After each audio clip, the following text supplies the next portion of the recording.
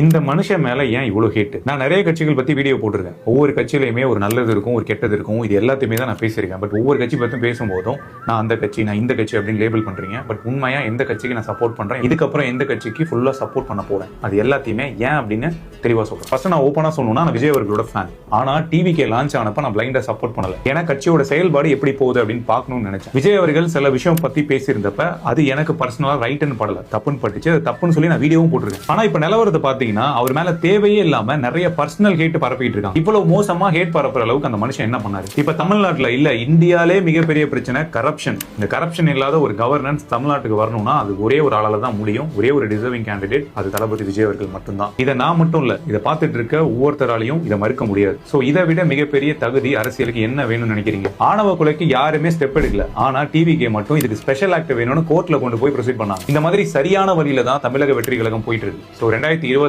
Deserving பார்ட்டினா அது TVK தான், deserving சிஎம்னா அது விஜய் அவர்கள் தான். தமிழ்நாட்டுக்கு ஊழல் இல்லாத ஒரு ஆட்சி அமையணும்னு உண்மையா நினைச்சீங்கன்னா தாவைக்காக ஓட்டு போடுங்க. விஜய் அவர்கள் பக்கத்துல நில்லுங்க. நானும் அவர் பக்கத்துல தான் நிக்க போறேன்.